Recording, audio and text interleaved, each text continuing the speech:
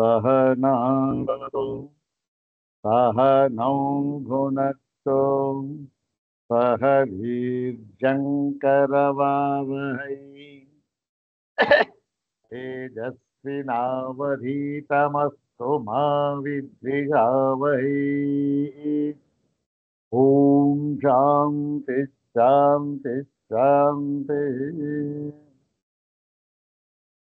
श्रुतिस्मृतिपुराणानाम् आलयं करुणालयं नमामि भगवत्पादं शङ्करं लोकशङ्करं नमामि भगवत्पादशङ्करं लोकशङ्करम् वन्दे तं सच्चिदानन्दं यतिवर्यं महामतिं वेदवेदान्तसारज्ञं सद्गुरुं प्रणतोऽस्म्यहम् सदाशिवसमारम्भा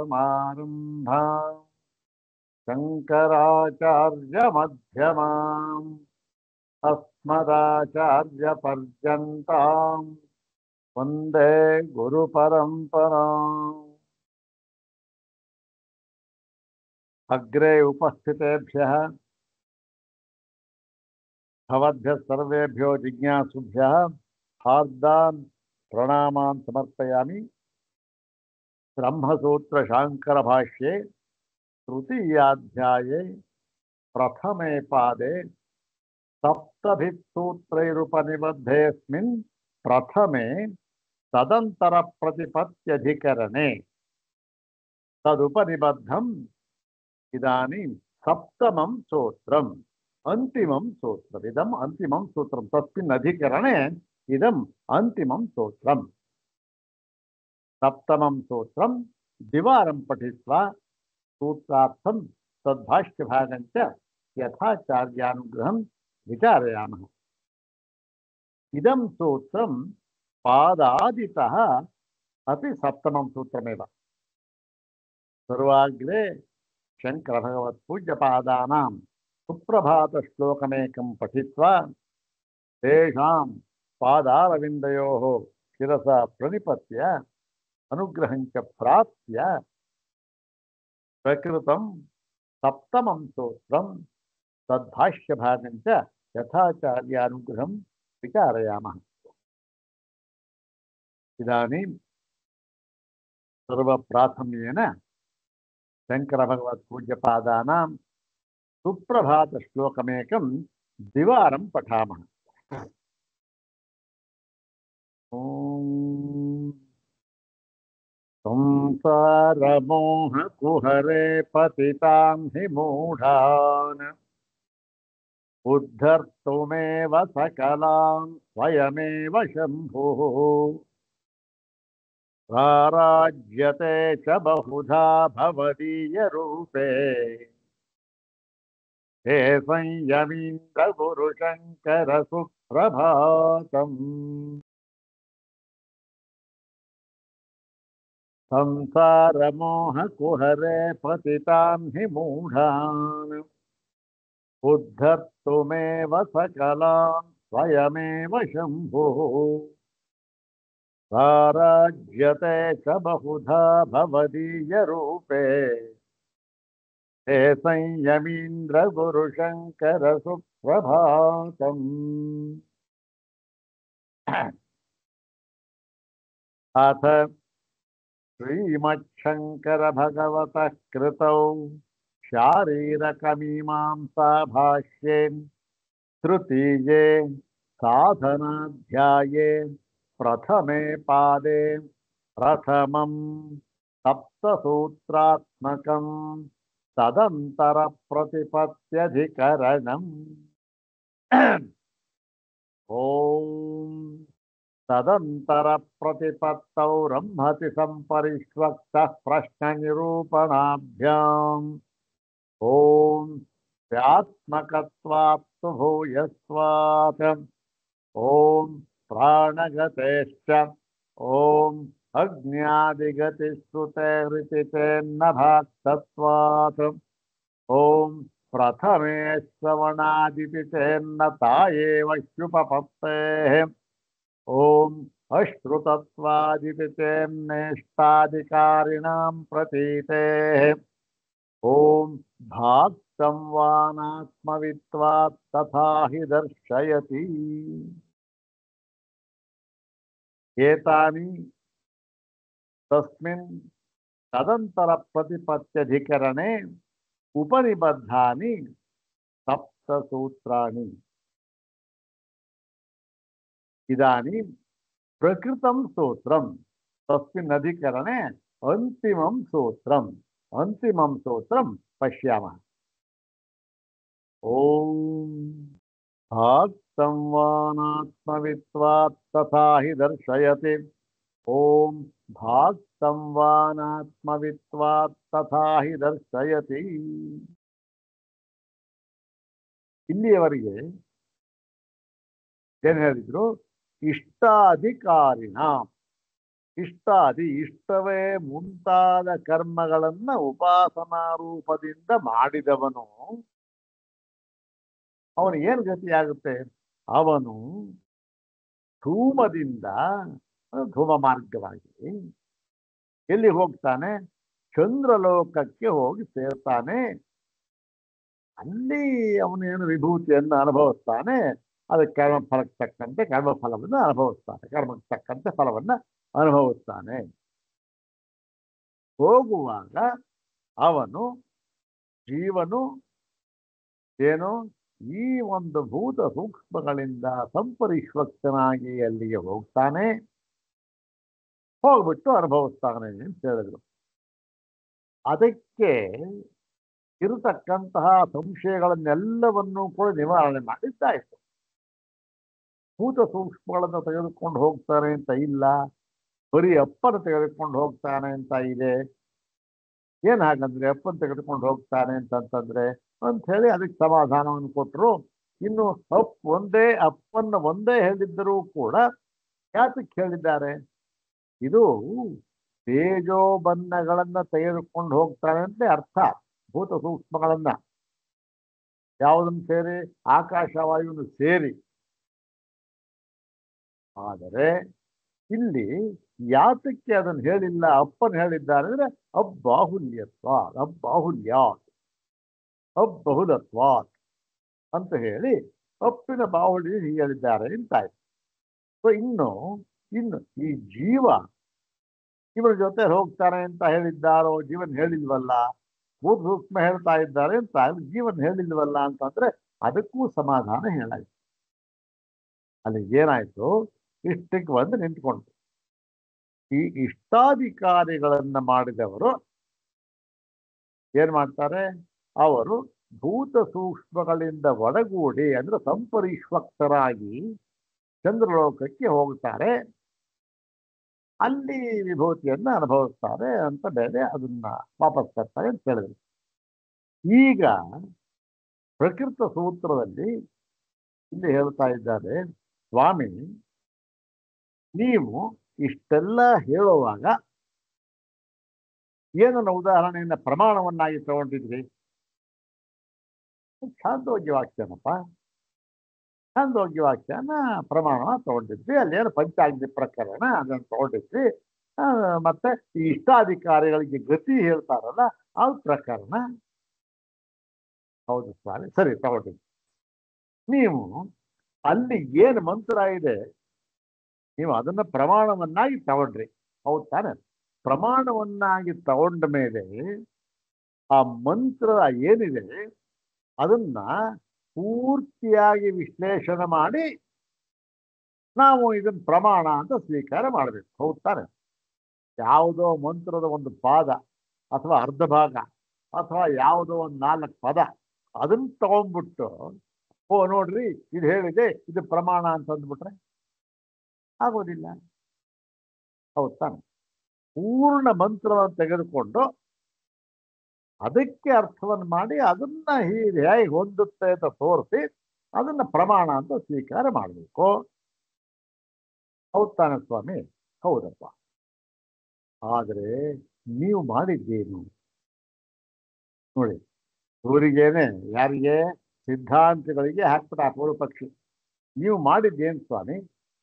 ಮಂತ್ರದ ಒಂದು ಭಾಗ ತಗೊಂಡ್ಬಿಟ್ರೆ ಪೂರ್ತಿ ತಗೊಳ್ಳೇ ಇಲ್ಲ. ಪೂರ್ತಿ ತಗೊಳ್ಳದೆ ಇದ್ರೆ ಹೋಗ್ಲಿ, ಅದ್ರ ಉಪಸಂಹಾರ ತಾತ್ಪರ್ಯ ಭಾಗ ಏನ್ ಹೇಳಿದ್ದಾರೆ ಅದನ್ನೇ ಬಿಟ್ಟುಬಿಟ್ಟು ಮಧ್ಯದ ಭಾಗ ತಗೊಂಡು ನೋಡಿ ಇದು ಪ್ರಮಾಣ. ಯಾತಕ್ಕೆ? ಸಂಪರಿಶ್ವಕ್ತನಾಗಿ ಹೋಗ್ತಾನೆ ಅಂತ ಅನ್ನೋದಕ್ಕೆ, ಜೀವ ಹೋಗ್ತಾನೆ ಅಂತ ಅನ್ನೋದಕ್ಕೆ ಇದು ಪ್ರಮಾಣ ಅಂತ ಹೇಳ್ಬಿಟ್ರಿ. ಆಯ್ತಪ್ಪ, ಏನು ತಪ್ಪಾಯ್ತು ಅದರಿಂದ? ಏನು ನಾವು ಪೂರ್ತಿ ಸ್ವಾಮಿ ನೀವು ಪೂರ್ತಿ ಮಂತ್ರವನ್ನು ತೆಗೆದುಕೊಂಡು ಹೇಳಬೇಕಾಗಿತ್ತು. ಯಾಕೆ? ಪೂರ್ತಿ ಮಂತ್ರವನ್ನ ನೀವು ತೆಗೆದುಕೊಂಡು ಬಿಟ್ಟಿದ್ದರೆ ಆಗ ಯಾವುದು ಹೊಂದುತ್ತಾನೆ ಇರಲಿಲ್ಲ.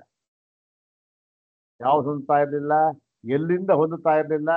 ಈ ಇಷ್ಟಾಧಿಕಾರಿಗಳು ಅಂತ ಇದಾರಲ್ಲ, ಇಷ್ಟ, ಪೂರ್ತ, ದತ್ತ, ಈ ಕರ್ಮಗಳನ್ನ ಉಪಾಸನಾ ರೂಪದಿಂದ ಮಾಡಿಕೊಂಡು ಬಂದವರು ಅಂತ ಅವ್ರು ಮಾಡ್ತಾನೆ ಇರಲಿಲ್ಲ ಸ್ವಾಮಿ.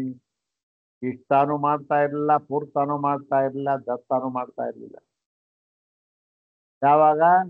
ಪೂರ್ತಿ ಆ ಮಂತ್ರವನ್ನು ನೋಡಿದ್ದಾಗ. ಯಾಕಪ್ಪ ಅಂಥದ್ದೇನಿದೆ ಅಂದ್ರೆ ಅದನ್ನ ಹೇಳ್ತಾ ಇದ್ದಾನೆ ಈಗ. ನೋಡಿ ಸ್ವಾಮಿ, ಮಂತ್ರದಲ್ಲಿ ಏನಿದೆ? ಯಾರಾದರೂ ಕೂಡ ಈ ಮಂತ್ರವನ್ನ ಪೂರ್ತಿಯಾಗಿ ನೋಡಿದವರು, ಅದರ ಅರ್ಥ ತಿಳಿದವರು, ಯಾರು ಇಷ್ಟಾಧಿಕಾರ ಕರ್ಮವನ್ನು ಮಾಡ್ತಾರ? ಯಾವನು ಮಾಡೋದಿಲ್ಲ ಸ್ವಾಮಿ. ಕರ್ಮವನ್ನೇ ಮಾಡೋದಿಲ್ಲ ಅಂತಂದ್ರೆ ಇದು ಅವನ ಗತಿಯಲ್ಲಿ ಮತ್ತು ಇನ್ನು ಸಂಪರಿಶ್ವಕ್ತನಾಗಿ ಹೋಗ್ತಾನೋ ಇಲ್ವ? ಅವೆಲ್ಲ ಎಲ್ಲಿ ಬಂತು ಸ್ವಾಮಿ? ಹೇಳ್ಬಿಟ್ಟ. ಅದೇನು? ಮೂಲೆ ಕುಠಾರ, ಬುಡಕ್ಕೆ ಇಟ್ಬಿಟ್ಟ. ಯಾರು ಮಾಡ್ತಾರೆ ಸ್ವಾಮಿ? ಇಷ್ಟಾನು ಇಲ್ಲ, ಪೂರ್ತಾನು ಗೊತ್ತ. ಯಾಕೆ ಮಾಡ್ತಾರೆ? ಯಾಕಪ್ಪ ಮಾಡೋಲ್ಲ? ಅಯ್ಯ, ಫಲ ಹೇಳಿದ್ದಾರಲ್ಲ ಸ್ವಾಮಿ. ಏನು ಫಲ ಹೇಳಿದ್ದಾರೆ ಅದನ್ನ ನೋಡಿ. ನೀವು ಯಾವುದೋ ಚಂದ್ರಲೋಕ ಹೋಗ್ತಾರೆ ಮತ್ತು ಅರ್ಧ ಮಂತ್ರ ಹೇಳ್ಬಿಟ್ರೆ, ಅರ್ಧ ಮಂತ್ರ ಹೇಳ್ಬಿಟ್ಟು ಆಗಿಲ್ಲ ಸ್ವಾಮಿ. ಪೂರ್ತಿ ಮಂತ್ರ ನೋಡಿ. ಏನಪ್ಪ ನೀನೇ ಹೇಳ್ಬಿಡು ಪೂರ್ತಿ ಮಂತ್ರ. ಆಯ್ತು ಸ್ವಾಮಿ ಹೇಳ್ತೇವೆ ಅಂತ ಹೇಳ್ಬಿಟ್ಟ. ಯಾರು? ಪೂರ್ವ ಪಕ್ಷಿ ಪೂರ್ಣ ಮಂತ್ರ ಹೇಳ್ಬಿಟ್ಟ. ನೋಡಿ ಸ್ವಾಮಿ, ನೀವು ತಗೊಂಡಿದ್ದೇನು? ಅಥ ಯೇ ಇಮೇ ಗ್ರಾಮ ಇಷ್ಟಾಪೂರ್ತೆ ದತ್ತಮಿತ್ಯುಪಾಸತೆ ತೇ ಧೂಮಭಿಸಂಭವಂತಿ ಇತ್ಯುಪಕ್ರಮ್ಯ ಅಂತ ಹೇಳಿದ್ರಿ. ಆಯ್ತು, ಸರವಾಗಿ. ಏನು? ಅಥಯ, ಇನ್ನು ಯಾರು ಗ್ರಾಮದಲ್ಲಿ, ಗ್ರಾಮೇ ಅಂತ ಹೇಳಿದ್ರು ಗ್ರಾಮದಲ್ಲಿ ಅಂತ ಹೇಳಿದಾಗ ನೀವು ಒಂದೊಂದನ್ನು ವಿವರಿಸಿ ಹೇಳಬೇಕಾಗಿತ್ತು ಸ್ವಾಮಿ. ಗ್ರಾಮದಲ್ಲಿ ಅಂತ ಯಾಕೆ ಹೇಳಿದ್ರು? ಅರೆ, ಹೇಳ್ಬೇಕಾದ್ರೆ ಪ್ರಮೇಯನೇ ಇರಲಿಲ್ವಲ್ಲ.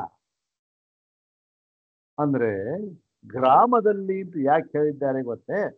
ಗ್ರಾಮದಲ್ಲಿ ಅಂತ ಹೇಳಬೇಕಾದ್ರೆ ಈ ಇಷ್ಟ ಅಪೂರ್ತ ಕರ್ಮಗಳನ್ನ ಮಾಡುವವನು ಗೃಹಸ್ಥನಾಗಿರಬೇಕು ಅಂತ ಸೂಚನೆ ಮಾಡುವುದಕ್ಕೆ ಗ್ರಾಮೆ ಅಂತ ಹೇಳಿದ್ದಾರೆ.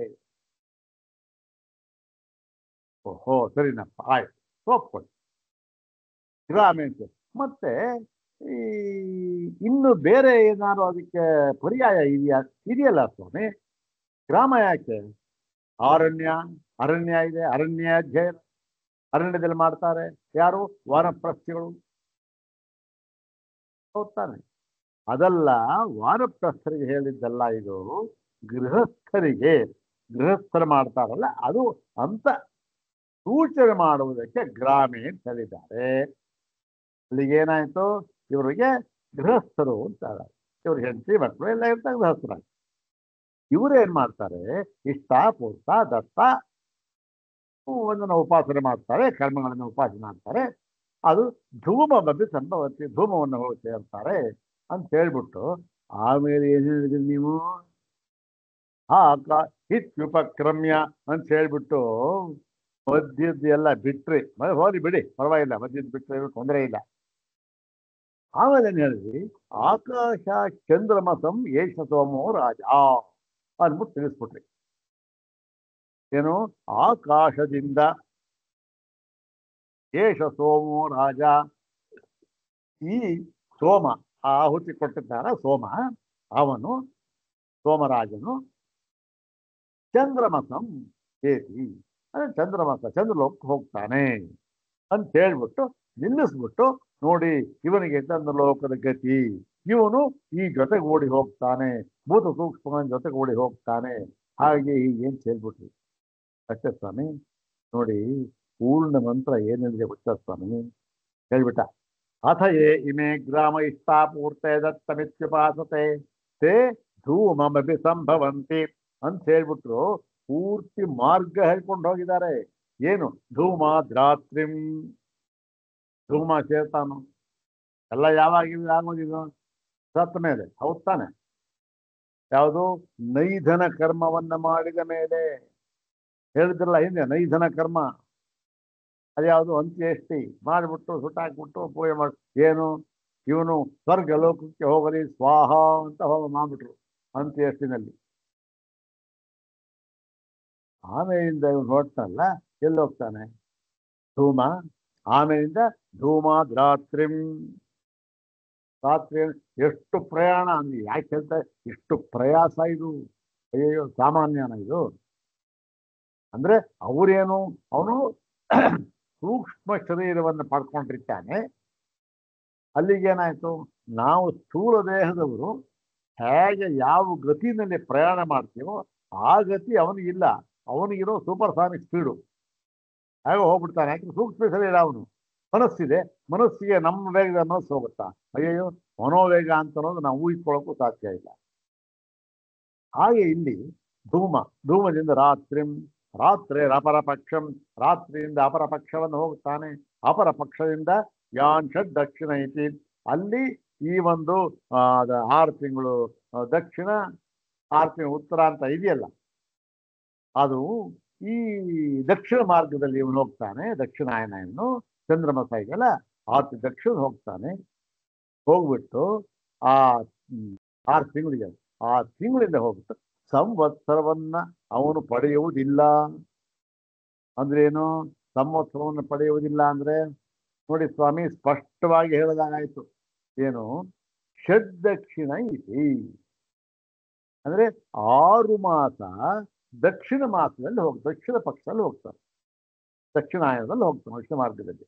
ಅಂದ್ರೆ ಎಲ್ಲಿ ಹೋಗಲ್ಲ, ಉತ್ತರಾಯಣ ಅಂತ ಹೇಳಿಲ್ಲ. ಉತ್ತರಾಯಣ ಅಂತ ಹೇಳದೆ ಇದ್ದದ್ದರಿಂದ ಸಂವತ್ಸರ ಪೂರ್ತಿ ಆಗಲ್ಲ. ಸಂವತ್ಸರ ಹೋಗ್ತಾನೆ ಅಂತ ಹೇಳ್ಬಿಟ್ಟಿದ್ದಿದ್ರೆ ಉತ್ತರಾಯಣನು ಹೇಳಿದಾಗ ಆಗ್ಬಿಡ್ತಾ ಇತ್ತು. ಯಾಕೆ ಉತ್ತರಾಯಣ ದಕ್ಷಿಣ ಸೇರ್ತಾರೆ, ಸಂವತ್ಸರ ಆಗೋದು. ಇವರಿಗೆ ಉತ್ತರಾಯಣ ಮಾರ್ಗ ಇಲ್ಲ ಅವನಿಗೆ. ಯಾರಿಗೂ ಧೂಮ ಮಾರ್ಗ ಮಾತ್ರ ಅವನಿಗೆ, ಚಂದ್ರಲೋಕ ಪ್ರಾಪ್ತಿ ಅವನಿಗೆ ಅಷ್ಟೇ. ಧೂಮೋ ರಾತ್ರಿ ತಥಾ ಕೃಷ್ಣ ಇದೆ ಇದೆಯಲ್ಲ ಭಗವದ್ಗೀತೆಯಲ್ಲಿ, ಧೂಮೋದ್ ರಾತ್ರಿ ಮಾತ್ರ. ಧೂಮೋ ರಾತ್ರಿ ತಥಾ ಕೃಷ್ಣ ಷಣ್ಮಾಸ ದಕ್ಷಿಣಾಯನಂ ಅಂದ್ಬಿಟ್ಟು ತಿರ್ಗ ಏನ್ ಮಾಡ್ತಾನೆ, ಅಲ್ಲಿ ಹೋದ ವಾಪಸ್ ಬರ್ತಾನೆ. ತತ್ರ ಚಾಂದ್ರಮಸಂ ಜ್ಯೋತಿ ಯೋಗಿ ಪ್ರಾಪ್ಯ ನಿವರ್ತತೆ. ಹೌದಾನೆ? ಹೀಗೆ ಇವನೇನ್ ಮಾಡ್ತಾನೆ, ಸಂವತ್ಸರಕ್ಕೆ ಹೋಗೋದಿಲ್ಲ.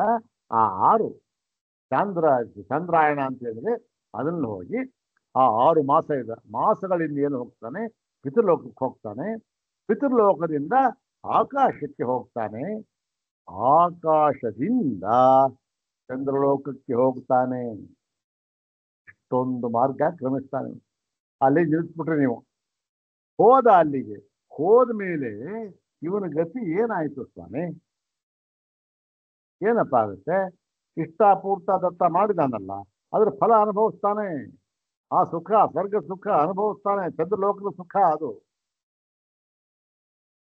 ಹೌದಾ ಸ್ವಾಮಿ? ಎಲ್ಲಿದೆ ಸ್ವಾಮಿ ಅಂತಾರ? ಚಂದ್ರಲೋಕದ ಸುಖ ಅನುಭವಿಸ್ತಾನೆ ಅಂತ ಎಲ್ಲಿದೆ? ನೀವು ಹೇಳ್ತಾ ಇರೋದು ಅಲ್ಲಿ ಹೇಳ್ಬಿಟ್ಟು ಉಪನಿಷತ್ತಿನಲ್ಲಿ ಏನಿದೆ ಶ್ರುತಿನಲ್ಲಿ? ಆಕಾಶ ಚಂದ್ರಮಸಂ ಯೇಷ ಸೋಮೋ ರಾಜ ಅಂತಿದೆ. ಆಯ್ತು, ಅಲ್ಲಿ ಹೋಗ್ಬಿಟ್ರೆ ಇವನ ಕಥೆ ಏನ್ ಗೊತ್ತಾ ಸ್ವಾಮಿ? ಇವನ ಗತಿ ಏನಾಗುತ್ತೆ ಅಲ್ಲಿ? ಅಲ್ಲಿ ತದ್ದೇವಾನಾಮನ್ನಂ ತಂ ದೇವ ಭಕ್ಷಯಂತಿ. ಅಯ್ಯಯ್ಯೋ ಮುಗಿಸೈತಿ ಕಥೆ. ಅಲ್ಲಿ ಹೋಗ್ತಾನೆ. ಅಲ್ಲಿ ಹೋದ ಮೇಲೆ ಇವನು ದೇವತೆಗಳಿಗೆ ಅನ್ನವಾಗಿ ಬಿಡುತ್ತಾನೆ. ಅನ್ನವಾಗಿ ಬಿಟ್ರೆ ಏನಾಗುತ್ತೆ? ಆ ದೇವತೆಗಳು ಇವನನ್ನ ಭಕ್ಷಯಂತಿ, ತಿಂದು ಹಾಕ್ಬಿಡ್ತಾರೆ. ಇದು ಮಂತ್ರ ಅಲ್ಲ ಸ್ವಾಮಿ.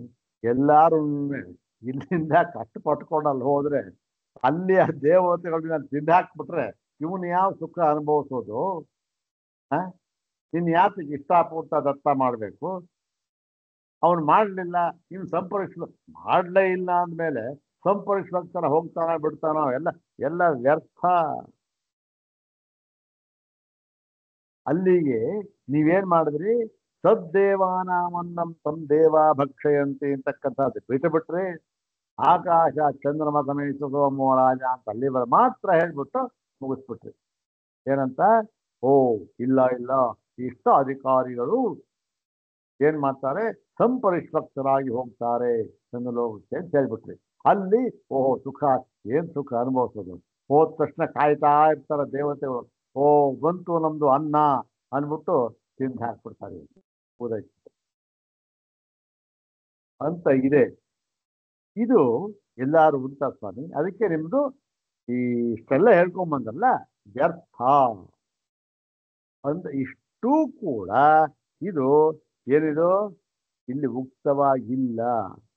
ಇಲ್ಲಿ ಸೂತ್ರದಲ್ಲಿ ಇವಿಷ್ಟನ್ನೂ ಕೂಡ ನಾವು ಇದು ಅಂಡರ್ಸ್ಟುಡ್ ಅಂತ ಹೇಳ್ತಾರಲ್ಲ ಹಾಗೆ ಇದು ಅವ್ಯಕ್ತವಾಗಿರ್ತಕ್ಕಂಥದ್ದು. ಇದು ಅವ್ಯಕ್ತವಾದ ಭಾಗ. ಇದು ಅಂಡರ್ಸ್ಟುಡ್ ಅವ್ಯಕ್ತವಾದ ಭಾಗ, ತಿಳ್ಕೊಬೇಕಷ್ಟೆ. ವ್ಯಕ್ತವಾಗಿ ಇಲ್ಲ ಇದು. ತಿಳ್ಕೊಂಡು ಇಷ್ಟು ನಮ್ಗೆ ಗೊತ್ತಾಯ್ತಲ್ಲ, ಗೊತ್ತಾದ ಮೇಲೆ ಈ ಸೂತ್ರಕ್ಕೆ ಅರ್ಥವನ್ನು ನೋಡಬೇಕು. ಇಷ್ಟು ಗೊತ್ತಾಗದೆ ಈ ಸೂತ್ರಕ್ಕೆ ಅರ್ಥ ಮಾಡ್ತೀನಿ ಅಂದ್ರೆ ಏನು ಗೊತ್ತಾಗೋದು? ಯಾವ್ದು ಎಲ್ಲಿ ಏನು ಏನು ಸ್ವಾಮಿ, ಏನು ಅನ್ನ ಏನು ಭಕ್ತ ಏನು ಏನು ಗೊತ್ತಾಗೋದು? ಅಲ್ಲಿಗೆ ಸೂತ್ರ ಭಾಷ್ಯ ಏನು ಸಾಮಾನ್ಯವಾದ ಗ್ರಂಥ ಅಲ್ಲ, ಎಲ್ಲರೂ ಓದೋಕೆ ಆಗೋದೇ ಇಲ್ಲ ಬಿಡಿ. ಈ ಉಪನಿಷತ್ತುಗಳ ಒಂದು ಪರಿಚಯ ಚೆನ್ನಾಗಿರ್ಬೇಕು. ಪರವಾಗಿಲ್ಲ, ನಾವಿಲ್ಲಿ ಮಾಡ್ಕೊಂಡ್ವಲ್ಲ ಸಾಕು, ಇಷ್ಟು ಸಾಕು. ಅಲ್ಲಿಗೆ ಏನಾಯ್ತು ನೋಡಿ, ಪೂರ್ತಿ ಮಂತ್ರ ಈಸಾ ಇದೆ.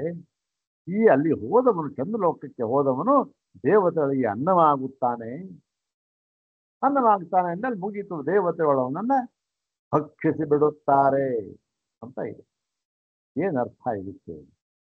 ಭಕ್ಷಿಸಿ ಬಿಡುತ್ತಾರೆ ಅದು ತಿಂದು ಹಾಕ್ಬಿಡೋ ಹಾಗಿದ್ದು. ಇಲ್ಲಿ ಯಾಕೆ ಸ್ವಾಮಿ ಹೋಗಿ ಇಷ್ಟೊಂದೆಲ್ಲ ಕಷ್ಟಪಟ್ಟು ಮಾರ್ಗ ನೋಡೋದಲ್ಲ? ಮಾರ್ಗ ಈಗ ಧೂಮಾದ್ ಇಲ್ಲಿ ನೋಡಿ, ಧೂಮಾದ್ ರಾತ್ರಿಂ ರಾತ್ರಿ ಪರಪಕ್ಷಮ ಪರಪಕ್ಷಾಚ ದಕ್ಷಿಣ ಐತಿ ಇವೆಲ್ಲ ಇದೆಯಲ್ಲ. ಇವೆಲ್ಲ ಏನು ಸ್ಥೂಲವಾಗಿರೋ ರಾತ್ರಿ ಅಪರಪಕ್ಷ, ದಕ್ಷಿಣಾಯನ ಮಾಸ 6 ಮಾಸ ಅವೆಲ್ಲ ಅಲ್ಲ. ಇದರ ಅಭಿಮಾನಿ ದೇವತೆಗಳು ಅಂತ ಅರ್ಥ ಅಷ್ಟೇ. ಅಲ್ಲಿ ಧೂಮಾನ ರಾತ್ರಿ ಅಂತ ಕರ್ಕೊಂಡು, ರಾತ್ರಿ ಏನು ಕರ್ಕೊಂಡು ಅಲ್ಲಿ ಅಲ್ವೇ? ಆದ್ದರಿಂದ ಇದಕ್ಕೆ ಅಭಿಮಾನಿ ದೇವತೆಗಳನ್ನು ಹೇಳ್ತಾರೆ. ಎಲ್ಲಿ ಉಪನಿಷತ್ತು ಎಲ್ಲಿ ಹೇಳಿದ್ರು ಅಷ್ಟೇ. ಅದನ್ನ ಸ್ಥೂಲ ಅಗ್ನಿ ಅನ್ಬಿಟ್ರೆ ನಾವು ಯಾವ್ದು ಬೆಂಕಿ ತಗೊಂಡ್ಬಿಟ್ಟು ಏನು ಸ್ವಾಮಿ ಅಲ್ಲಲ್ಲ, ಅದರ ಅಭಿಮಾನಿ ದೇವತೆ ಅಗ್ನಿದೇವ ಅಂತ ಹೇಳ್ತೀವಲ್ಲ. ಅಗ್ನಿದೇವ ಅಂತ ಯಾರು? ಅದರ ಅಭಿಮಾನಿ ದೇವತೆ ಅವನು ಚೈತನ್ಯ ಸ್ವರೂಪ. ಅವನು ಕರ್ಕೊಂಡು ಹೋಗ್ತಾನೆ. ಈಗ ಅರ್ಥ ಮಾಡಿ, ಇವೆಲ್ಲ ಅಭಿಮಾನಿ ದೇವತೆಗಳು. ಪ್ರತಿಯೊಬ್ಬ ಆಕಾಶ ಅಂದ್ರೆ ಆಕಾಶದ ಅಭಿಮಾನಿ ದೇವತೆ. ಇವೆಲ್ಲ ಈ ದೇವತೆಗಳೆಲ್ಲ ಇರ್ತಾರಲ್ಲ, ಆ ದೇವತೆಗಳು ಏನ್ ಮಾಡ್ತಾರೆ?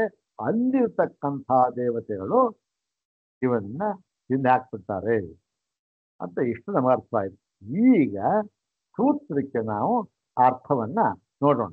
ಏನು ಸೂತ್ರವನ್ನು 2 ಸರಿ ಪಾರಾಯಣ ಮಾಡಿ. ಓಂ ಭಾಗ್ ಸಂವಾನಾತ್ಮವಿತ್ವಾತ್ ತಥಾ ಹಿ ದರ್ಶಯತಿ. ಓಂ ಭಾಗ್ ಸಂವಾನಾತ್ಮವಿತ್ವಾತ್ ತಥಾ ಹಿ ದರ್ಶಯತಿ. ಭಾಗ್ ಸಂ ವಾ ಅನಾತ್ಮವಿತ್ವಾತ್ ತಥಾ ಹಿ ದರ್ಶಯತಿ. ಎಷ್ಟಾಯ್ತು? ಷಟ್ಪದಾತ್ಮಕಮಿದಂ ಸ್ತೋತ್ರಂ. ಭಾಕ್ತಂ ವಾ ಅನಾತ್ಮವಿತ್ವಾತ್ ತಥಾ ಹಿ ದರ್ಶಯತಿ. ಷಟ್ಪದಾತ್ಮಕಮಿದಂ ಸ್ತೋತ್ರಂ. ಅನ್ವಯ ಮಾಡ್ಕೊಳ್ಬೇಕಾದ್ರೆ ಏನು? ನಾನು ಇವಾಗ ಕಥೆ ನೋಡಿದ್ನಲ್ಲ, ಇಷ್ಟನ್ನು ಅನ್ವಯ ಮಾಡ್ಕೋಬೇಕು. ಇಲ್ಲಿ ಅದಕ್ಕೆ ಅನ್ವಯ ಏನಾಗುತ್ತೆ? ವಾ ಅಂತ ಇದೆಯಲ್ಲ, ಆ ವಾ ಅಂತ ಅನ್ನೋದನ್ನ ಮೊದಲು ಹಾಕೋಬೇಕು. ವಾ ಅಂತಂದ್ರೆ ಏನು? ವಾ ಅಂತಂದ್ರೆ ತು ಅಂತಕ್ಕಂಥ ಅರ್ಥ. ತು ಶಬ್ದ. ತು. ಆದರೆ ಏನಾದರೆ ಆದರೆ ಏನಾಯ್ತು ಅಂತ ಹೇಳಲೇ ಇಲ್ಲ. ಆ ಏನಾಗಿದೆ ಏನಾಯ್ತು ಅಂತ ಅನ್ನೋದು ನಾವು ಅಂಡರ್ಸ್ಟುಡ್ ಅದು ಇಷ್ಟೊಂದು ತಿಳ್ಕೋಬೇಕು. ಏನಾಗಿದೆ ಅಂದ್ರೆ, ಆದರೆ ನೋಡಿ ನೀವು ಹೇಳಿದ್ರಲ್ಲ ಎಲ್ಲಿ ಮಂತ್ರದಲ್ಲಿ ಕೊನೆಯಲ್ಲಿ ಇಷ್ಟಾಧಿಕಾರಿಣ ದೇವಾನ ಅನ್ನಂ ಇತಿ ಯತ್ ತತ್ ಇಷ್ಟುಂಟು. ಅಂದ್ರೆ ಇಷ್ಟಾಧಿಕಾರಿಗಳು ದೇವತೆಗಳಿಗೆ ಅನ್ನವು ಎಂದು ಏನು ಶ್ರುತಿ ಹೇಳಿದೆಯೋ, ಶ್ರುತಿಯಲ್ಲಿ ಏನು ಹೇಳಲ್ಪಟ್ಟಿದೆಯೋ ಅಂತ ಅಷ್ಟು ಅರ್ಥ. ಈ ಅನ್ನ ಹೇಗೆ ಅಂತ ಅನ್ನೋದು ಇವಾಗ ಗೊತ್ತಾಯ್ತಲ್ಲ. ಅನ್ನ ನೋಡೋಣ, ಈ ಅನ್ನ ಏನು ತಿನ್ನೋದು ಅಂದ್ರೆ ನೋಡೋಣ, ಮುಂದೆ ಭಾಷೆ ಹೇಳ್ತಾರೆ. ಅದೇನಾಯ್ತು, ಸು ಭವಾ ಅಂದ್ರೆ ಸು ಅಂತ ಸು. ಆದರೆ ಇಷ್ಟಾಧಿಕಾರಿಣ ದೇವಾನಾಂ ಅನ್ನಂ ಇತಿ ಯತ್ ತತ್. ಇಷ್ಟಾಧಿಕಾರಿಗಳು ದೇವತೆಗಳಿಗೆ ಅನ್ನವಾಗುತ್ತಾರೆ ಎಂದು ಏನು ಶ್ರುತಿಯಲ್ಲಿ ಹೇಳಲ್ಪಟ್ಟಿದೆಯೋ ತತ್ ಅದು. ಈಗ ನಾವು ಸೂತ್ರ ತತ್ ಭಾಕ್ತಂ. ಭಾಕ್ತಂ ಅಂದ್ರೆ ಏನು? ಗೌಣಂ. ಅದು ಅಯ್ಯೋ ನೋಡಪ್ಪ, ಇದನ್ನೆಲ್ಲ ನೀನು ಮುಖ್ಯ ವೃತ್ತಿಯಿಂದ ಅರ್ಥ ಮಾಡ್ಕೊಂಡ್ಬಿಟ್ಟಿಯಲ್ಲ. ಏನ್ ಹೇಳೋದು? ಇದು ಭಾಕ್ತಂ, ದೇವತೆಗಳಿಗೆ ಇವನು ಅನ್ನವಾಗುತ್ತಾನೆ. ಎಲ್ಲಿಗೆ? ಈ ಇಷ್ಟಾಧಿಕಾರಿ.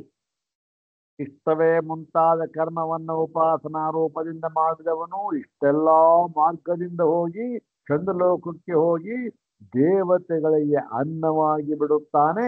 ದೇವತೆಗಳು ಅವನನ್ನು ತಿಂದು ಬಿಡುತ್ತಾರೆ ಅಂತ ಹೇಳಿದ್ದು, ಅನ್ನವಾಗುತ್ತಾನೆ ತಿಂದು ಬಿಡುತ್ತಾನೆ ಅಂತ ಹೇಳಿದ್ದು ಭಾಕ್ತಂ. ಇದು ಗೌಣ ದೃಷ್ಟಿಯಿಂದ ಹೇಳಿದ್ದು, ಇದು ಮುಖ್ಯ ದೃಷ್ಟಿಯಿಂದ ಅಲ್ಲ. ತಿಂದು ಬಿಡೋದು ಇಲ್ಲ, ಅವನು ಅನ್ನವಾಗುವುದು. ಗೌಣ ದೃಷ್ಟಿಯಿಂದ ಹೇಳಿದ್ದು. ಏನ್ ಗೌಣ ದೃಷ್ಟಿ? ಅದನ್ನ ಹೇಳ್ತೇವೆ. ಅದನ್ನ ಹೇಳೋದಕ್ಕೆ ನಾವು ಬಂದಿರೋದು, ಭಾಷ್ಯ ಇರೋದಿಲ್ಲಿ ಅಂತ ಹೇಳಿ ಆಯ್ತಾ. ಭಾಕ್ತಂ ಮತ್ತು ಏನಾದ್ರು ಭಾಕ್ತಂ ಅನಾತ್ಮ. ಯಾಕೆ? ಇದೊಂದು ಸುಮ್ಮನೆ ಕಾರಣ. ಅನಾತ್ಮ ವಿಶ್ವಾಸ. ಯಾಕೆ ಇವಾಗ ಅನ್ನವಾಗುತ್ತಾರೆ, ಅವರನ್ನು ಭಕ್ಷಿಸಿ ಬಿಡುತ್ತಾರೆ, ಅನ್ನವಾಗಿ ಬಿಡುತ್ತಾರೆ ಅಂತ ಹೇಳಿದ್ದು ಗೊತ್ತೇನಪ್ಪ? ಇದು ಗೌಣ ಅಂತ ಯಾಕೆ ಹೇಳಿದ್ದು ಗೊತ್ತೇನಪ್ಪ? ಗೌಣ ಅಂತ ಹೇಳಿದ ಅರ್ಥ ಇಷ್ಟೇ. ಯಾಕೆ ಅಂದ್ರೆ ಈ ಇಷ್ಟಾಧಿಕಾರಿಗಳು ಆತ್ಮಜ್ಞರಲ್ಲ ಎಂದು ಹೇಳುವುದಕ್ಕೆ ಅಷ್ಟೆ. ಯಾವಾಗ ಆತ್ಮಜ್ಞರಲ್ಲವೋ ಏನಾಗುತ್ತೆ? ಇವರು ಇದ್ದದ್ದೇ ಸಂಸಾರ. ಎಲ್ಲೋ ಈ ಭೂಲೋಕದಲ್ಲಾಲ ಇರಲಿ, ಯಾವ ಲೋಕದಲ್ಲಾಲ ಇರಲಿ, ಅವನು ಆತ್ಮಜ್ಞನಲ್ಲ ಅಂತ ಆಗಿಬಿಟ್ರೆ ಅವನಿಗೆ ಇದ್ದದ್ದೇ ದ್ವಂದ್ವ, ಸುಖ ದುಃಖ ಲಾಭ ಇದ್ದದ್ದೇ ಅವನಿಗೆ. ಅಲ್ಲೂ ಹುಟ್ಟು ಸಾವು ಇದೆ. ಇರ್ತಾನೆ, ಆಮೇಲೆ ಹೋಗ್ತಾನೆ, ಸಲ್ತಾನೆ, ಈ ಕಡೆ ಬರ್ತಾನೆ. ಹೌದಾನೆ. ಶ್ವೇತಂ ಭುಕ್ತ್ವಾ ಸ್ವರ್ಗಲೋಕಂ ವಿಶಾಲಂ, ಶ್ವೇತಂ ಭುಕ್ತ್ವಾ ಸ್ವರ್ಗಲೋಕಂ ವಿಶಾಲಂ ಕ್ಷೀಣೆ ಪುಣ್ಯೆ ಮತ್ಯಲೋಕಂ ವಿಶಂತಿ. ಹೌದಾನೆ. ಇವೆಲ್ಲ ಇದೆ. ಆದ್ದರಿಂದ ಇದು ಏನು ಗೊತ್ತೇನು? ಭಾಕ್ತಂ, ಇದು ಗೌಣ. ದೇವತೆಗಳಿಗೆ ಇವನು ಅನ್ನವಾಗಿ ಬಿಡುತ್ತಾನೆ ಎಂದದ್ದು ಯಾಕೆ ಗೊತ್ತೇನು? ಇವನು ಆತ್ಮಜ್ಞನಲ್ಲ. ಯಾಕೆ ಹೇಳಬೇಕಾಯ್ತು ಇದು ಅಂದ್ರೆ, ಇಷ್ಟಾಧಿಕಾರಿಗಳು ಅಂದ್ರೆ ಇಷ್ಟ ಪೂರ್ತ ದತ್ತಾನು ಸಾಮಾನ್ಯವಾದ ಕರ್ಮನ ನೋಡಿ. ಅಗ್ನಿಹೋತ್ರಂ ತಪಸ್ ಸತ್ಯಂ ಇದು, ಆಮೇಲೆ ವಾಪಿ ಕೂಪ ತಟಾಕಾದಿ, ಆಮೇಲೆ ಬಹಿರ್ವೇದಿಯಲ್ಲಿ ದಾನ, ಎಲ್ಲ ಸಾಮಾನ್ಯವಾದಿದ್ದ. ಇಷ್ಟೆಲ್ಲ ಮಾಡಿದವನು ಅಂತ ಹೇಳಿದ್ರಿಂದ ಎಲ್ಲಾದರೂ ಕೂಡ ಓಹೋ ಇವನೂ ಕೂಡ ಬ್ರಹ್ಮಜ್ಞಾನಿ, ಇವನಿಗೂ ಕೂಡ ಬ್ರಹ್ಮ ಪ್ರಾಪ್ತಿಯಾಗಿ ಬಿಡುತ್ತೆ ಹೊಂದಿಕೊಂಡು ಬಿಟ್ಟಾರು ಮುಮುಕ್ಷುಗಳು ಎನ್ನುವ ದೃಷ್ಟಿಯಿಂದ ಏನ್ ಹೇಳ್ತಾ ಇದ್ದಾರೆ? ಇಲ್ಲಪ್ಪ, ಆ ಚಂದ್ರಲೋಕಕ್ಕೆ ಹೋದರೂ ಕೂಡ ಇವನು ಆ ದೇವತೆಗಳಿಗೆ ಅನ್ನವಾಗಿ ಬಿಡುತ್ತಾನೆ. ಅಂದ್ರೆ ಇವನಿಗೂ ಅಲ್ಲಿ ಅಭಯ ಅಂತಕ್ಕಂಥದ್ದು ಇಲ್ಲ. ಅಭಯ ಬರೋದು ಯಾವಾಗ? ಬ್ರಹ್ಮಜ್ಞಾನಿಗೆ ಮಾತ್ರ ಅಭಯ ಇಲ್ಲ, ಯಾರೂ ಅಭಯ ಇಲ್ಲ. ತೈತ್ರಿ ಇದ್ರೆ ಸ್ಪಷ್ಟವಾಗಿ ಹೇಳಿದ್ದಾರೆ ಎಷ್ಟು ಹೊತ್ತು ನಾವು ನೋಡಿದ್ದೇವಲ್ಲ. ಅಭಯ ಯಾರಿಗೆ? ಅವನು.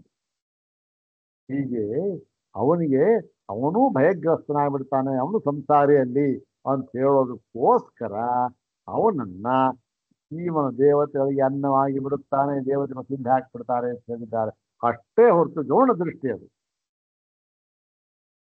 ಮತ್ತೇನು ಏನೋ ಬಂದ್ಬಿಟ್ಟು ಈ ಹುಲಿ ಸಿಂಹ ತಿಂದ್ಬಿಡುತ್ತೆ ನೋಡಿ, ಆ ಥರ ಕಾಯ್ತಾ ಇರ್ತಾರೆ. ಇವನ್ ಚಂದ್ರಲೋಕ ಹೋದ ಏನ್ ಎಗರ್ಬಿಟ್ಟು ತಿಂದು ಹಾಕ್ಬಿಡ್ತಾರೆ ಅಂತ ಅರ್ಥ ಅಲ್ಲಪ್ಪ. ಏನೋ ಅರ್ಥ ಮಾಡ್ತಾ ಇದೀಯಾ, ಏನೋ ಮಾಡ್ತಾ ಇದೀಯ ಅಂತ ಹೇಳಿ ಏನೋ ಅನಾತ್ಮವಿಶ್ವಾಸ, ಅವನು ಅನಾತ್ಮಜ್ಞ. ಏನ್ ಸ್ವಾಮಿ ಇಷ್ಟೆಲ್ಲ ಇಷ್ಟಾಧಿಕಾರಿ ಅವನು ಅನಾತ್ಮಜ್ಞ?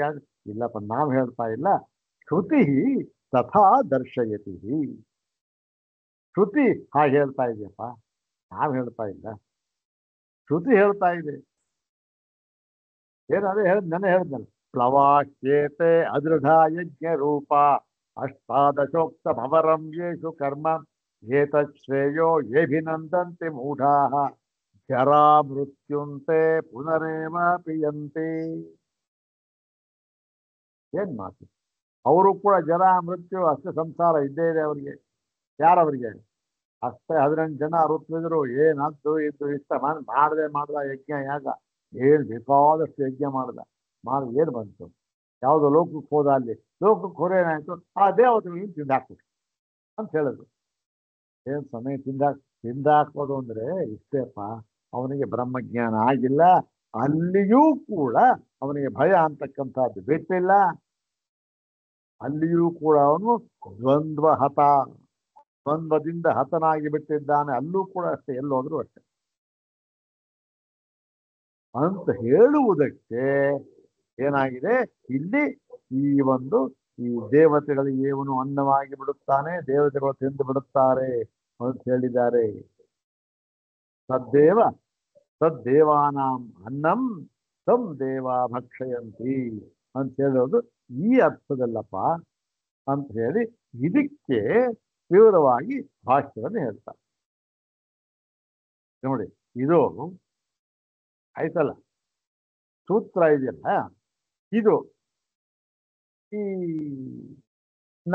ನಮ್ಗೆ ಇಷ್ಟೆಲ್ಲ ಒಂದು ಯಾವುದದು ಈ ಪೂರ್ವ ವೃತ್ತ ಇದು ಗೊತ್ತಿಲ್ಲದೇನೆ ಅಥವಾ ಇದಕ್ಕಿಷ್ಟಕ್ಕೆ ಅರ್ಥ ಮಾಡ್ಕೊಂಡ್ಬಿಟ್ರೆ ತಮ್ ದೇವಾನಾಂ ಅನ್ನಂ ಭವತಿ ತದ್ದೇವಾನಾಂ ಅನ್ನಂ ಭವತಿ ತಮ್ ದೇವಾ ಭಕ್ಷಯಂತಿ ಇದಕ್ಕೆ ಹೇಳ್ಬಿಟ್ರೆ ಏನ್ರಿ ಉಪನಿಷತ್ತು ಹೀಗೆ ಇನ್ನೊಂದು ಹೇಳ್ತಾ ಹೋಗ್ತಾನಂತೆ ಅದು ಯಾವ ತಿಂದು ಹಾಕ್ಬಿಡ್ರೆ ಏನ್ ತಿಂದ್ಬಿಡ್ತಾರೆ ಅನ್ನೋದು ಅರ್ಥ. ಏನ್ ತಿನ್ನೋರು ದೇವತೆಗಳ ಅವರು, ತಿನ್ನೋರು ರಾಕ್ಷಸರು, ಏನೇನೋ ಹೇಳ್ತಾರೆ ಉಪನಿಷತ್ತು. ಆದ್ರಿಂದ ಇವು ಯಾವುದು ಸ್ವೀಕಾರಿ ಅಲ್ಲ, ಪಿಠಾಕ್ರಿ ಇದೆಲ್ಲ ಅಂತ ತೀರ್ಮಾನ ಮಾಡಿಬಿಡ್ತಾರೆ.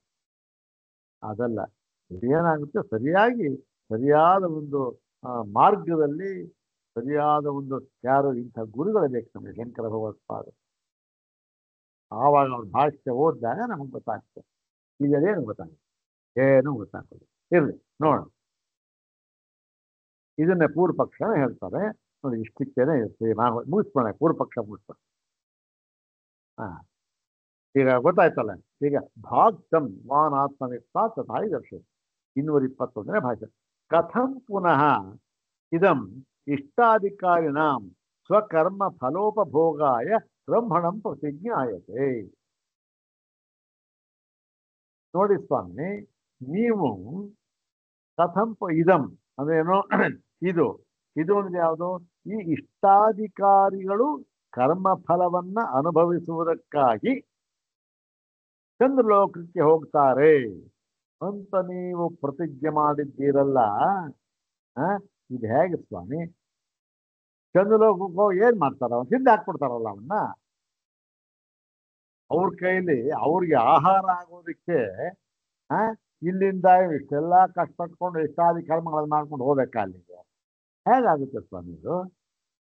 ಇಷ್ಟ ಅವನು ಸ್ವಕರ್ಮ ಫಲೋಪಭೋಗಾಯ ಏನು ಅದು ಬೇರೆ ಹೇಳಿದ್ರಿ. ಏನು ಇಲ್ಲಿ ಮಾಡಿದ ಒಳ್ಳೆಯ ಕರ್ಮಗಳಿಗೆ, ಒಳ್ಳೆಯ ಕರ್ಮ ಇಷ್ಟಾಪೂರ್ತ ಕರ್ಮಗಳು, ಅದಕ್ಕೆ ಫಲವನ್ನು ಅನುಭವಿಸುವುದಕ್ಕೆ ಹೋಗ್ತಾನೆ.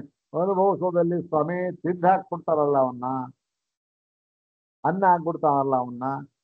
ಇನ್ನು ಅನುಭವಿಸೋನು ಯಾರು? ಅವನೇ ಇಲ್ವಲ್ಲ. ಹೇಗಾಗುತ್ತೆ? ಸ್ವಕರ್ಮ ಫಲಭೋಗಾಯ, ತಾನು ಮಾಡಿದ ಕರ್ಮಕ್ಕೆ ಫಲವನ್ನು ಅನುಭವಿಸಕ್ಕೋಸ್ಕರ ಅಲ್ಲಿ ಹೋಗ್ತಾರೆ ಅಂತ ಹೇಳಿದ್ರಿ. ಅನುಭವಿಸೋದಕ್ಕೆ ಅವನೇ ಇರಲ್ವಲ್ಲ ಸ್ವಾಮಿ, ಸಿದ್ಧ ಹಾಕ್ಬಿಡ್ತಾರಲ್ಲ ದೇವತೆಗಳು. ಹೇಗೆ ಇದು ಹೊಂದುತ್ತೆ ಅಂದ್ಬಿಟ್ಟು, ಯಾವತ ತೇಷಾಂ ಧೂಮ ಪ್ರತೀಕೇನ ವರ್ತನ ಚಂದ್ರಮಸಂ ಅಧಿರೂಢಾನಾಂ ಅನ್ನಭಾವಂ ದರ್ಶಯತಿ. ಯಾಕೆ? ಅವನು ಈ ಒಂದು ಇಷ್ಟಾದಿ ಕರ್ಮಗಳನ್ನು ಮಾಡಿ ಧೂಮ ಪ್ರತೀಕೇನ, ಧೂಮ ಮಾರ್ಗಕ್ಕೆ ಅನುಗುಣವಾದ ದಾರಿಯಿಂದ ಚಂದ್ರಮಸಂ ಅಧಿರೂಢಾನ, ಚಂದ್ರಲೋಕಕ್ಕೆ ಹೋಗ್ತಾನೆ. ಚಂದ್ರಲೋಕಕ್ಕೆ ಹೋಗಿ ಏನಾಗ್ತಾನೆ ಅವನು? ಅನ್ನಭಾವಂ ದರ್ಶೆ, ಅವನಿಗೆ ಅನ್ನಭಾವ, ಓ ಅವನು ಅನ್ನವಾಗಿ ಬಿಡುತ್ತಾನೆ ಎಂಬುದನ್ನ ಉಪನಿಷತ್ತು ಹೇಳ್ತಾ ಇದೆ. ನೀವು ಆ ಭಾಗ ಬಿಟ್ಟುಬಿಟ್ರಿ, ಹಿಂದೆ ಭಾಗ ಹೇಳುವಾಗ ಅಲ್ಲಿ ಅದನ್ನು ನಾನು ಹೇಳ್ತೀನಿ, ಅವನು ಹೇಳ್ತಾ ಪೂರ್ವಪಕ್ಷ. ಏಷ ಸೋಮೋ ರಾಜ ತದ್ದೇವಾನಾಂ ಅನ್ನಂ ತಂ ದೇವಾ ಭಕ್ಷಯಂತಿ. ಇದೆಯಲ್ಲ ಸ್ವಾಮಿ ಅನ್ನಿ. ಹೀಗಿರ್ಬೇಕಾದ್ರೆ ಇಲ್ಲಿ ಅವನು ಕರ್ಮ ಫಲವನ್ನು ಅನುಭವಿಸುವುದಕ್ಕೆ ಅಲ್ಲಿಗೆ ಹೋಗುತ್ತಾನೆ, ಅವನು ಇರಲ್ವಲ್ಲ ಸ್ವಾಮಿಯಲ್ಲಿ. ಹೋದ ತಕ್ಕ ತಿದ್ದು ಹಾಕ್ಬಿಡ್ತಾರೆ, ಕಾಯ್ತಾ ಇರ್ತಾರೆ ಅಂದ್ಬಿಟ್ಟು, ತೇ ಚಂದ್ರಂ ಪ್ರಾಪ್ಯ ಅನ್ನಂ ಭವಂತಿ ತಾಂ ತತ್ರ ದೇವಾಹ ಯಥಾ ಸೋಮಂ ರಾಜಾನಂ ಆಪ್ಯಾಯಸ್ವ ಅಪಕ್ಷೀಯಸ್ವ ಇತ್ಯೇವಂ ಏನಾಂ ತತ್ರ ಭಕ್ಷಯಂತಿ. ಹೇಗೆ ಭಕ್ಷಯಂತಿ? ಹೋದ ತಕ್ಷಣ ಕಾಯ್ತಾ ಇರ್ತಾರೆ ಸ್ವಾಮಿ. ಇಲ್ಲಿ ಈ ಭೂಲೋಕದಲ್ಲಿ ಯಜ್ಞ ಮಾಡ್ತಾ ಇದ್ದಾರೆ. ಯಜ್ಞ ಮಾಡ್ತಾ ಇರ್ಬೇಕಾದ್ರೆ ಇವನ್ಯಾರು? ಸೋಮ. ಸೋಮದ್ರವ್ಯ ತಾನೆ, ಸೋಮದ್ರವ್ಯ ಅಂತ ತಗೊಳ್ತಾರೆ, ಸೋಮದ್ರವ್ಯ ಮಾಡ್ತಾರೆ. ಸೋಮದ್ರವ್ಯದಲ್ಲಿ ಯಜ್ಞವನ್ನೆಲ್ಲ ಮಾಡಿ ಏನ್ ಮಾಡ್ತಾನೆ ಆ ಯಜಮಾನಿ? ಋತ್ವಿಜರು ಆ ಅಷ್ಟಾದಶ 16 ಜನ ಋತ್ವಿಜರು ಇರ್ತಾರಲ್ಲ, 16 ಜನ, ಯಜಮಾನ, ಒಬ್ಬ ಸದಸ್ಯ, 18 ಜನ ಆಯ್ತು. ಅಥವಾ ಯಜಮಾನಿ, ಸದಸ್ಯ ಯಜಮಾನಿ ಬೇಕಾದ್ರೂ ಆಗ್ಬೋದು, ಸದಸ್ಯ ಬೇಕಾದ್ರೂ ಆಗ್ಬೋದು. 18 ಜನ ಸೇರ್ಕೊಂಡು ಮಾಡ್ತಾರೆ. ಕಷ್ಟಪಟ್ಕೊಂಡು ಮಾಡಿದಾಗ ಏನ್ ಮಾಡ್ತಾರೆ ಅವರು? ಋತ್ವಿಜರು ಹೇಳ್ತಾರೆ ಏನು? ರಾಜನ್, ಆ ಸೋಮಂ ರಾಜನ್, ಆ ಸೋಮ ಇದೆಲ್ಲ ಅವನಿಗೆ ಆಪ್ಯಾಯಸ್ವ, ಆಮೇಲೇನು? ನೀನು ಇದನ್ನ ತಗೋ ಮತ್ತು ಅಪಕ್ಷೀಯಸ್ವ. ಅಪಕ್ಷೀಯಸ್ವ ಅಂದ್ರೆ ಅದು ಇಲ್ಲವಾಗಿಸ್ಬಿಡುದ್ರೆ ಕುಡಿದು ಬಿಡು ಅಂತ. ತಗೋ ಕುಡಿದು ಬಿಡು ಅಂತ ಹೇಳ್ತಾರೆ. ಸೋಮಪಾನ ಮಾಡ್ಬೇಕಲ್ಲ, ಕುಡಿದ್ಬಿಡು. ಯಾವ ಥರ ತಗೋ ಅಂತ ಹೇಳ್ತಾರೆ? ಆ ಚಮಸ ಪಾತ್ರೆಯಲ್ಲಿ, ಎಲ್ಲ ಯಜ್ಞದಲ್ಲಿ ಬರ್ತಕ್ಕಂಥ ಮಾತು. ತಗೊಂಡು ಚಮಸ ಪಾತ್ರೆಯಲ್ಲಿ ಅದಕ್ಕೆ ಹಾಕೊಂಡು ಏನ್ ಮಾಡ್ತಾರೆ ಋತ್ವಿಜರು? ಓ ನೋಡಪ್ಪ, ಯಜಮಾನಿಗೆ ಹೇಳ್ತಾರೆ ಆಪ್ಯಾಯಸ್ವ ಅಪಕ್ಷೀಯಸ್ವ ಅಂತಾರೆ. ಹಾಗೆ ಏನ್ ಮಾಡ್ತಾರೆ ಇಲ್ಲಿ? ಹೇಗೆ ಸೋಮವನ್ನ ಕುಡಿದು ಬಿಡ್ತಾರ, ಅಲ್ಲಿ ಇದು ಆಹುತಿ ನೀನು ಕರ್ಕೊಂಡು ಹೋಗುತ್ತೆ ಇಲ್ಲಿ. ನಿನ್ನ ಅವರೂ ಕೂಡ ಆಪ್ಯಾಯಸ್ವ ಅಪಕ್ಷೀಯ, ಓ ತೋಳಿ ಕುಡೀರಿ, ಆಪೋಷ್ಟ ತಗೊಂಬಿಡಿ ಅಂತ ಹೇಳ್ಬಿಟ್ಟು ದೇವತೆಗಳು ತಿಂದು ಹಾಕ್ಬಿಡ್ತಾರೆ. ಇತಿ ಸಮಾನ ವಿಷಯ ಶ್ರುತ್ಯಂತರಂ. ಇದನ್ನ ಎಲ್ಲಿ? ಆಪ್ಯಾಯಸ ಅಪಕ್ಷೀಯಸ ಅಂತ ಛಾಂದೋಗ್ಯದಲ್ಲಿ ಇಲ್ಲ. ಇದೆಲ್ಲಿ? ಇದು ಸಮಾನ ಶ್ರುತ್ಯಂತರಂ ಸಮಾನಂ. ಶ್ರುತ್ಯಂತರಂ ಎಲ್ಲಿ? ಬೃಹದಾರಣ್ಯಕ ಶ್ರುತಿಯಲ್ಲಿ ಇದನ್ನು ಹೇಳಿದ್ದಾರೆ. ಇದೇ ವಿಚಾರವನ್ನು ಅಲ್ಲೂ ತಗೊಂಡಿದ್ದಾರೆ. ಅಲ್ಲಿ ಹೇಗೆ ಸಿದ್ಧ ಹಾಕ್ಬಿಡ್ತಾರೆ ಅಂತ ಅನ್ನೋದನ್ನು ಹೇಳ್ಬಿಟ್ಟಿದ್ದಾರೆ. ಹೇಗೆ ಭೂಲೋಕದಲ್ಲಿ ಯಜ್ಞ ಮಾಡುವಾಗ ಆ ಯಜಮಾನನಿಗೆ ಆ ಋತ್ವಿಜರು ಅವರು ಆರ್ಡರ್ ಮಾಡ್ತಾರೆ, ನೋಡಪ್ಪ ಎಲ್ಲ ಆಯ್ತು, ತಗೋ ಆಪ್ಯಾಯಸ್ವ ಅಪಕ್ಷೀಯಸ್ವ ಕುಡಿ ಕುಡಿ ಹಾಕ್ತಾರೆ. ಅದೇ ತರಹ ಅಲ್ಲೂ ಕೂಡ ದೇವತೆಗಳು ತಿಂದು ಹಾಕ್ಬಿಡ್ತಾರೆ ಇವನ್ನ ಅಂತ ಹೇಳಿದ್ರೆ ಮತ್ತೆ ಅಂತ ಹೇಳಿ ಮುಂದೆ ಹೇಳ್ತಾ ಇದ್ದಾನೆ. ಅವನ ಪೂರ್ವ ಪಕ್ಷ ಹೇಳ್ತಾ ಇದ್ದಾನೆ, ಅಲ್ಲ ಸ್ವಾಮಿ, ಇವಾಗ ತಿಂದು ಹಾಕ್ಬಿಡ್ತಾರೆ. ನಚ ವ್ಯಾಘ್ರಾದಿಭಿರಿವ ದೇವೈಹಿ ಭಕ್ಷ್ಯಮಾಣಾನಾಂ ಉಪಭೋಗ ಸಂಭವತಿ. ಇನ್ನು ಇವನು ತಿಂದು ಹಾಕ್ಬಿಟ್ರು. ತಿಂದು ಹಾಕ್ಬಿಟ್ಮೇಲೆ ಯಾರಂತೆ? ಹುಲಿಯ ಮನುಷ್ಯ ಪ್ರಾಣಿ ತಿಂತಲ್ಲ, ಹಾಗೆ ತಿಂದು ಹಾಕ್ಬಿಟ್ರು ಇವನ್ನ. ಆಪ್ಯಾಯಸ್ವ ಅಪಕ್ಷೀಯಸ್ವ ಅಂತ ತಗೋ ತಿನ್ನು ಅಂತ ತಿಂದು ಹಾಕ್ಬಿಟ್ರು. ತಿಂದು ಹಾಕ್ಬಿಟ್ಮೇಲೆ ಇವನಿಗೆ ಕಥಂ ಉಪಭೋಗ ಸಂಭವತಿ? ಇವನಲ್ಲಿ ಉಪಭೋಗವನ್ನು ಅನುಭವಿಸ್ತಾನೆ, ಸ್ವರ್ಗ ಸುಖವನ್ನು ಅನುಭವಿಸ್ತಾನೆ, ಹಾಗೆ ಹೀಗೆ ಅಂತ ಆಕಾಶ ತೋರಿಸ್ಬಿಟ್ರಲ್ಲ. ಎಲ್ಲಿ ಸ್ವಾಮಿ? ಅವನೇ ಇಲ್ವಲ್ಲ ಸ್ವಾಮಿ. ಇದು ಅವನೇನಾದ? ಹುಲಿಯು ಮನುಷ್ಯನನ್ನ ತಿಂದು ಬಿಡುವಂತೆ ತಿಂದು ಹಾಕ್ಬಿಟ್ರು ಇವನ್ನ ದೇವತೆಗಳು. ಹಾಗಿರೋವಾಗ ಇವನಿಗೆ ಉಪಭೋಗ ಆ ಸ್ವರ್ಗದಲ್ಲಿ ಚಂದ್ರಲೋಕದಲ್ಲಿ ಹೋಗಿ ಇವನು ಉಪಭೋಗಿಸುತ್ತಾನೆ ಎಲ್ಲ ಭೋಗವನ್ನು ಕೂಡ. ಎಲ್ಲ ಭೋಗ ಇಲ್ಲ, ಉಪಭೋಗ ಇಲ್ಲ, ಇವನೇ ಇಲ್ವಲ್ಲ. ಹೇಗೆ ಸ್ವಾಮಿ ಇದು ಏನಿದೆ? ಅಲ್ಲಿಗೆ ಏನಾಯ್ತು? ಇಷ್ಟು ಗೊತ್ತು. ಏನನ್ನು ಹೇಳಿದ್ದು ನೀವು? ಎಲ್ಲ ಪಂಚಾಗ್ನಿ ವಿದ್ಯಾ ಯಾತಕ್ಕೆ ಮಾಡಬೇಕು, ಮತ್ತೆ ಇಷ್ಟಾಪೂರ್ತ ಕರ್ಮಗಳು ಯಾತಕ್ಕೆ ಮಾಡಬೇಕು, ಈ ಫಲ ನೋಡಿ ಇಲ್ಲಿ ಹೇಳ್ಬಿಟ್ಟಿದ್ದಾರೆ.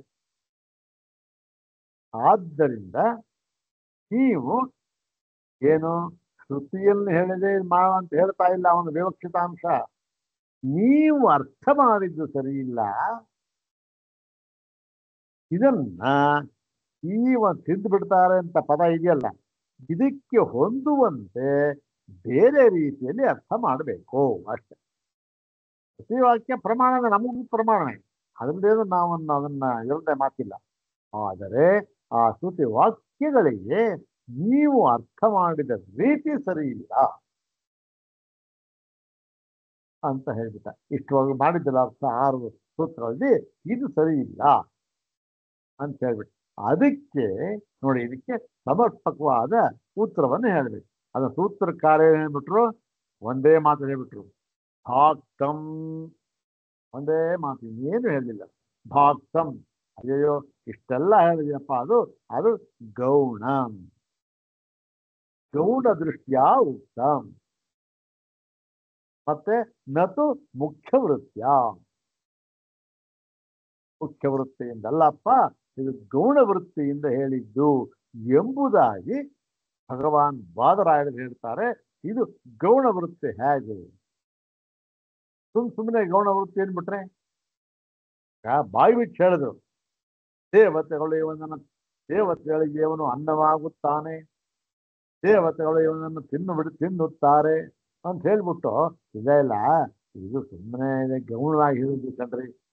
ಏನು ಬೇರೆ ಕೆಲಸ ಇಲ್ಲ, ಗೌಣ ಹೇಳುತ್ತೆ ಹೇಳ್ಬಾರ್ದು ಅಂತಂದ್ರೆ ಅದಕ್ಕೆ ಹೇಳ್ತಾ ಇದ್ದಾರೆ ಸಿದ್ಧಾಂತಿಗಳು. ನೋಡಪ್ಪ, ಇಲ್ಲಿ ನೀನು ಅರ್ಥ ಮಾಡಿಬಿಟ್ಟೆ. ಏನಂತ? ತಿಂದು ಹಾಕ್ಬಿಡ್ತಾರೆ ಅಂತ ಇತ್ತಲ್ಲ, ಭಕ್ಷಯಂತಿ ಅನ್ನೋದಕ್ಕೆ ನೀನು ಈ ಒಂದು ಯಾವ್ದು ಧಾತ್ವರ್ಥನ ಏನೋ ಅವ್ತು ಅದ್ಭಕ್ಷಣೆ ಅಂತ ಮಾಡ್ಬಿಟ್ಟು ಹತ್ತಿ ಅಂತ ಮಾಡ್ಬಿಟ್ಟು ಏನೋ ತಿಂದು ಹಾಕ್ಬಿಡ್ತಾರೆ ಅಂತ ನಾವು ಏನೋ ಸಾಮಾನ್ಯವಾದ ಅರ್ಥ ಮಾಡಿಬಿಟ್ಟು, ಅನ್ನ ಅನ್ನೋದಕ್ಕೆ ಸಾಮಾನ್ಯವಾದ ಅರ್ಥ ಮಾಡಿಬಿಟ್ಟೆ. ಹೌದಾನೆ? ಅಲ್ಲ, ಇದು ಉಪನಿಷತ್ತು. ಇಲ್ಲಿ ಏನಾಗಿದೆ, ಇವೆ ನೋಡಿ, ಇವೆಲ್ಲ ಪಾರಿಭಾಷಿಕ ಪದಗಳು. ಇಲ್ಲಿ ಇದನ್ನ ಹೇಗೆ ಅರ್ಥ ಮಾಡಬೇಕು ಹಾಗೆ ಅರ್ಥ ಮಾಡ್ಕೊಳ್ಬೇಕು. ಅನ್ನ ಅಂತಂದ್ರೆ ಏನರ್ಥ, ತಿಂದು ಬಿಡ್ತಾರೆ ಅಂದ್ರೆ ಏನರ್ಥ, ಇವನು ಉಪಭೋಗ ಹೇಗೆ ಉಪಭೋಗ ಮಾಡ್ತಾನೆ ಅಂದ್ರೆ ಏನರ್ಥ,